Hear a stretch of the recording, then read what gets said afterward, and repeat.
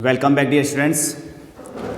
पिछली क्लासेज में हम चैप्टर सेकंड ए रूम 10/8 पढ़ रहे थे।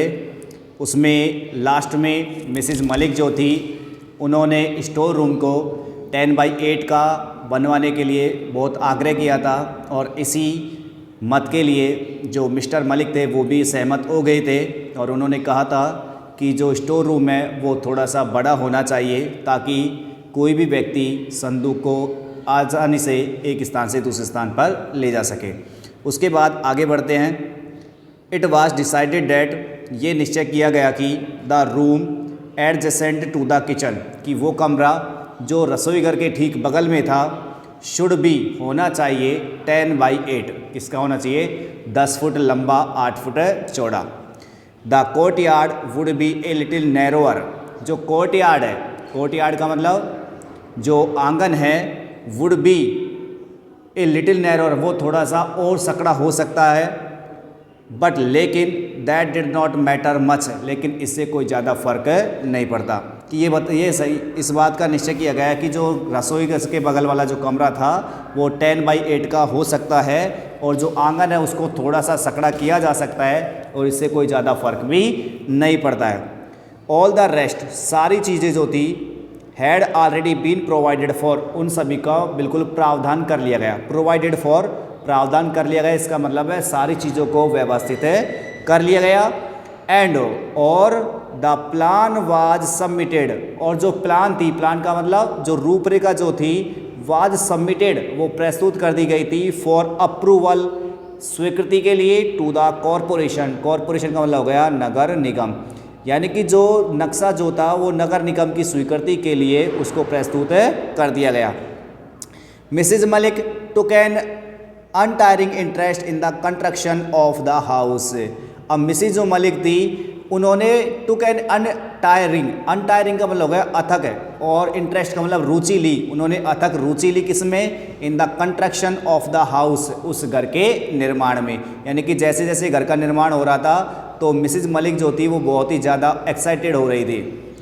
शी वुड बी सीन, वो देखी जा सकती थी, शी वुड बी सीन, वो देखी जा सकती, कहाँ पर, स्टैंडिंग खड़े हुए, एट द साइड, साइड का मतलब उस क्षेत्र पर, यानी कि निर्माण क्षेत्र जो था वहाँ पर देखी जाती थी, विथ हर अम्ब्रेला, उसके छाते के साथ में। यानी कि मिसेज मलिक जो थी वो अपना छाता लेकर के उस साइट पर, उस निर्माण क्षेत्र पर चली जाती थी, थ्रू आउट द डे, पूरे दिन भर वहाँ पर वो रहती थी।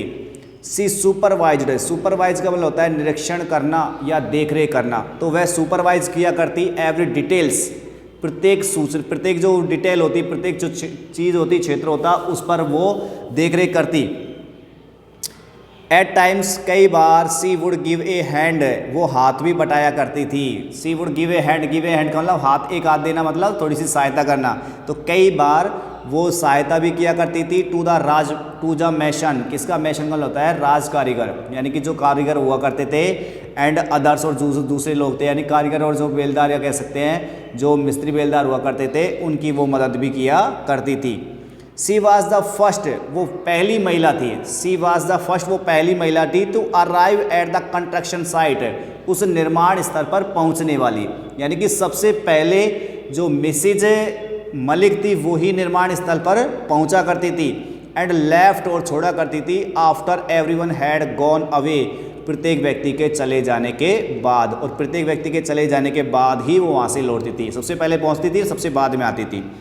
सी एनश्योर्ड, उसने ये निश्चित कर लिया था, वो इस बात से आश्वस्त थी कि देयर वाज नो वेस्टेज, कोई बर्बादी नहीं हो, there was no wastage, wastage का मतलब कोई भी बर्बादी नहीं हो, ऑफ मटेरियल, पदार्थ की, सामग्री की, यानी कि जो मटेरियल लग रहा था उस चिनाई पिलाई में, उसकी में कोई भी बर्बादी नहीं हो। एंड द लेबर, और जो लेबर थी, मजदूर जो थे, डिड नॉट आइडल अबाउट, वो बेकार ठाले नहीं बैठे, आइडल का मतलब होता है बेकार बैठना या निरर्थक बैठना, या कह सकते हैं ठाले बैठना, तो जो मजदूर है वो ठाले नहीं बैठे।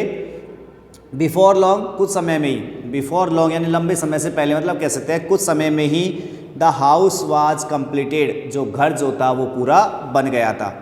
Mrs Malik insisted, Mrs Malik ने जोर डाला कि she would have new furniture, कि वो नया फर्नीचर रखेगी, मेड फॉर द हाउस, इस घर के लिए। इस घर के लिए वो नया फर्नीचर बनवाएगी। She would not let then the old enter the new house. आगे कहते हैं she would not let the old furniture, वो उसे जो पुराना जो फर्नीचर उसको घर नए घर में प्रवेश नहीं करने देगी। एंटर का मतलब प्रवेश करना, यानी कि वो इस नए घर के लिए नया फर्नीचर जो है वो बनवाएगी, पुराने फर्नीचर को उस घर में प्रवेश नहीं करने देगी।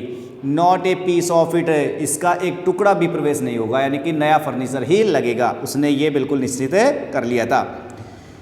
They were still in the midst of the plan to shift when they learned that the house had been acquired by the government। अब आगे क्या होता है कि they were still का मतलब अभी तक, they were in the midst, वो बीच में ही थे। midst का मतलब क्या हो गया, बीच में। किसके बीच में थे, of plans, प्लान का मतलब योजना की, to shift, बट शिफ्ट का मतलब एक स्थान से दूसरे स्थान पर जाने की। तो अभी तक वो एक स्थान से दूसरे स्थान पर जाने की जो योजना थी उसी के बीच में थे। लेकिन क्या होता है, वैन जब दे लर्नट, उनको ज्ञात हुआ, उन्हें पता चला दैट की the house had been acquired by the government, की जो घर जो था बनवाया था उसने हैड बीन एक्वायर्ड, उसे अधिग्रहित कर लिया गया है। एक्वायर्ड का मतलब हो गया अधिग्रहित, यानी कि उस पर गवर्नमेंट का जो कब्जा है वो हो चुका है, उनको ये ज्ञात हुआ।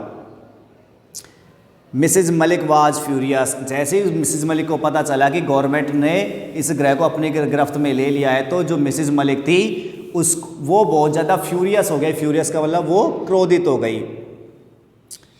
बाय द नेक्स्ट मोमेंट, अगले ही क्षण, sorry but the next moment, लेकिन अगले क्षण, वैन मिस्टर मलिक मैंशनड, जब अगले ही क्षण मिस्टर मलिक ने मेंशन किया, मेंशन का मतलब उल्लेख किया, द रेंट का मतलब किराए का, असेस्ड का मतलब हो गया मूल्यांकन, यानी कि जो मूल्यांकन के तहत जो किराया मिस्टर मलिक को मिलने वाला था उस किराए का उल्लेख जैसे ही मिस्टर मलिक ने किया, सी क्वाइटन डाउन, तो मिसेज मलिक जो थी वो क्वाइटन डाउन हो गई। क्वाइटन डाउन का मतलब वो बिल्कुल शांत हो गई। While supervising the construction of the house, she had cultivated a love for her neighbors and made friends in the colony।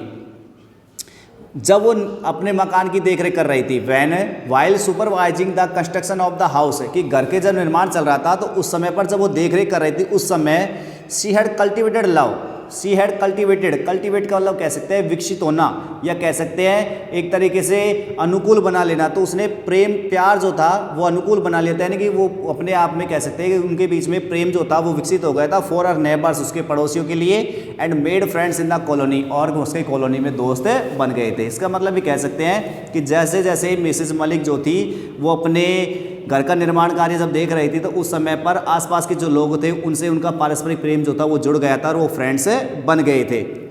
She thought of various plans, उसने बहुत सारी जो योजनाएं थी वो सोची रही थी। For doing up the house, उस घर को रंग रोगन करने के, डूइंग अप का मतलब रंग रोगन साज सज्जा, कि उसने अपने उस घर को रंग रोगन करने की या साज सज्जा करने की बहुत सारी योजनाएं जो थी सोच रखी थी। लेकिन क्या होता है, everything had to be forgotten, लेकिन उन सारी योजनाओं को हैड टू बी फॉरगॉटन, उनको भूलना पड़ा। फॉरगॉट का मतलब क्या होता है, भूलना, तो उन सभी योजनाओं को उसको भूलना पड़ा।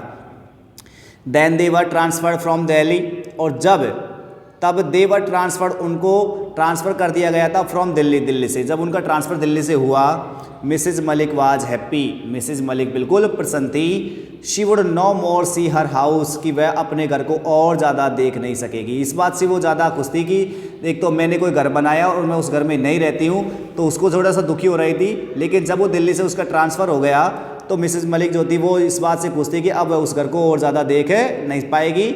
रेग्रेट, उसको पश्चाताप नहीं होगा। रेग्रेट का मतलब क्या होता है, पश्चाताप करना। तो पश्चाताप नहीं होगा किस बात का, not being able to live in it, इसमें नहीं रहने के लिए। इसमें जैसे वो घर में रह नहीं पा रही थी तो उस अपने घर में नहीं रहने पाने के असमर्थ होने की वजह से उसको पश्चाताप नहीं होगा। एंड देन, और तब thinking of the substantial rent, और तब उसने सोचा, किसके बारे में सोचा, सोचते हुए, of the substantial rent, substantial का मतलब हो गया पर्याप्त। जब उसने पर्याप्त किराए के बारे में सोचा, रेंट का मतलब क्या हो गया, किराया।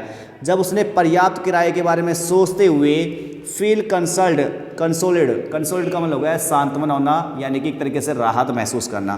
तो उसने अपने आप में एक राहत महसूस की, उसको ये लगा कि हाँ भाई कोई बात नहीं है, पर्याप्त किराया जो है उस बिल्डिंग का हमको मिल रहा है। तो इस प्रकार से उसने अपने आप को बिल्कुल राहत महसूस की। Transferred from one place to another, एक स्थान से दूसरे स्थान पर ट्रांसफ़र होने के कारण they had to wait for years, उन्हें इंतज़ार करना पड़ा फॉर मैनी मोर ईयर्स, बहुत सारे सालों का, for another term of posting in Delhi, दूसरे प्रकार से दिल्ली में आने के लिए, यानी कि उनको दिल्ली में आने के लिए बहुत समय का इंतज़ार करना पड़ा। इन द मीन वाइल, इसी के बीच में मिसिज मलिक्स मदर इल्ला पास्ड अवे, इसी के बीच में जो मिसिज मलिक की जो मदर इल्ला थी, मदर इल्ला का मतलब सासू माँ जो थी, पास्ट अवे, वो गुजर गई। जैसे ही उनको दिल्ली में उनकी पोस्टिंग हुई, और दिल्ली में पोस्टिंग होने के बाद में उनको जब बहुत समय बाद तो दिल्ली में पोस्टिंग हुई उनकी, लेकिन इसके दौरान उसकी जो सासू माँ थी वो पास्ट अवे, वो गुजर गई थी। Their daughter had been married, उनकी पुत्री जो थी उसका भी विवाह कर दिया गया था। इन ए वे, एक तरीके से दे वर लकी, वो भाग्यशाली थे, दैट की their house had been rented to the government, कि एक तरीके से वो भाग्यशाली थे किस बात से, कि देयर हाउस, उनका जो घर था, हैड बीन रेंटेड, उनको उसको किराए पर दिया गया था, टू द गवर्नमेंट, किसे दिया था उन्होंने, सरकार को। Private tenants are such a headache, जो प्राइवेट टेनेंट्स होते हैं यानी कि निजी किराएदार होते हैं, वो तो आर सच ए हेडक, वो तो क्या होता है, एक तरीके से सिरदर्द होते हैं, हेडक का मतलब सिरदर्द। देयर इज़ नो एंड, उनकी कोई सीमा नहीं होती, टू देयर कंप्लेंट्स, उनकी शिकायतों की, एंड डिमांड्स, और उनकी मांगों की, कि जो निजी किराएदार होते हैं वो बहुत ही ज़्यादा कंप्लेंट्स करते हैं, शिकायत करते हैं, बहुत ज़्यादा डिमांड्स करते हैं, तो उसकी कोई डिमांडों की सीमा नहीं होती।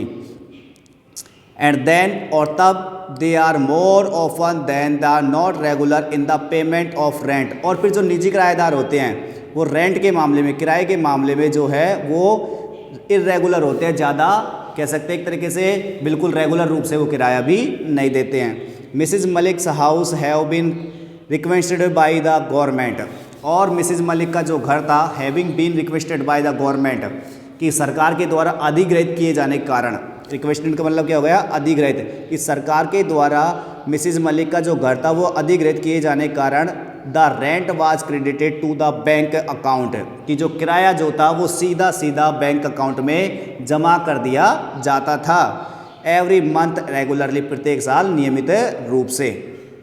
Only their son remained to be married now, और अब केवल उनका जो बेटा था उसका विवाह करना ही शेष था, रिमेन का मतलब शेष बचा था, टू बी मैरिड, विवाह करना। Mister Malik thought that, mister Malik ने सोचा कि they would rather be done it before he retired, कि उनके रिटायर होने से पहले, बिफोर ही रिटायर्ड, उनके रिटायर होने से पहले उसका जो विवाह है वो भी डन कर दिया जाए, उसको भी कर दिया जाए तो ज़्यादा ठीक होगा। Their son had been married, उनके पुत्र का भी विवाह कर दिया गया। Mr Malik had retired from service, और मिस्टर मलिक जो थे वो भी अपनी सेवा से रिटायर्ड हो चुके थे, सेवानिवृत्त हो चुके थे। बट लेकिन their house had not yet been released by the government, लेकिन उनका जो घर था वो अभी तक सरकार के द्वारा नहीं छोड़ा गया था, रिलीज नहीं किया गया था, छोड़ा नहीं गया था। And Mr Malik and Mrs Malik lived with their son in and daughter in law in A rented house, और फिर मिस्टर मलिक और मिसिज मलिक जो थे वो अपने पुत्र और अपने पुत्र वधू के साथ में एक किराए के घर में रहा करते थे।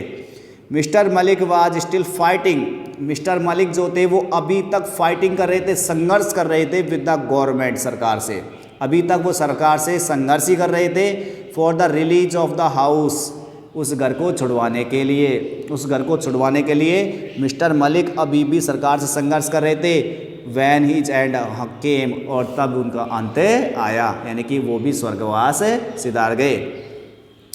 ही पास्ट अवे, वो गुजर गए। Without being able to live in his house even for a day, वो एक भी दिन अपने घर में रहे बना, कि वो एक भी दिन अपने घर में रहे बिना ही वो भगवान को प्यारे हो गए।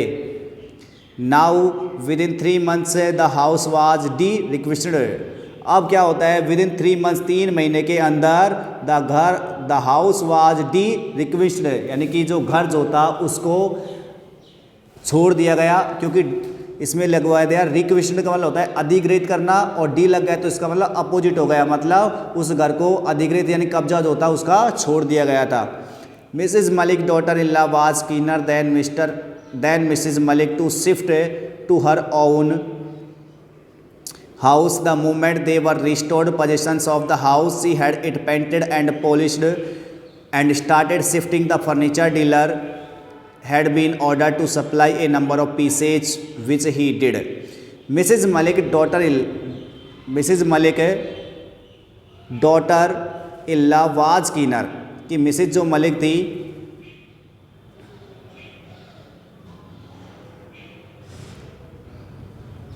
मिसिज मलिक की जो डॉटर इला थी यानी कि जो पुत्रवधू थी, वाज कीनर, वो बहुत ही ज़्यादा आतुर थी। कीनर का मतलब क्या हो गया, आतुर, बहुत ही ज़्यादा उत्सुक थी। किस बात से, देन मिसिज मलिक के बजाय। मिसिज मलिक तो आतुर थी, लेकिन उससे भी ज़्यादा आतुर तो कौन थी, उसकी पुत्रवधू। टू शिफ्ट यानी कि जाने के लिए, शिफ्ट होने के लिए, टू हर ओन हाउस, अपने खुद के घर में। द मोमेंट, उसी क्षण, देवर रिस्टोर्ड पोजेशंस, उनको अधिकार सौंप दिया गया। पोजेशंस का मतलब क्या हो गया, अधिकार ऑफ द हाउस, घर का। उसी क्षण जब उनको घर का अधिकार सौंपा गया, सी हैड इट पेंटेड, उसने क्या किया, उसको पेंटेड करवा दिया, उसको उसके कलर जो था वो करवाया, एंड पॉलिश, और इसको चमक पॉलिश करवा दी, एंड स्टार्टेड शिफ्टिंग, और जाने की तैयारी शुरू कर दी। The furniture dealer had been ordered, और फर्नीचर डीलर जो था उसको भी ऑर्डर दे दिया गया था, आदेश दे दिया गया था, to supply a number of pieces, कुछ जो टू सप्लाई का मतलब आपूर्ति करने के लिए, ए नंबर ऑफ पीसेज, कुछ फर्नीचर जो था उसके लिए, विच ही डिड, जिसे उसने सप्लाई भी कर दिया था। यानी कि जो फर्नीचर डीलर जो था उसको आदेश जो दिया था कुछ फर्नीचर के लिए, तो वो फर्नीचर जो था वो भी उस घर में शिफ्ट कर दिया गया था। तो यहाँ तक आज के लिए इतना ही बहुत है, कल मिलते हैं आपसे आगे के पोर्शन में।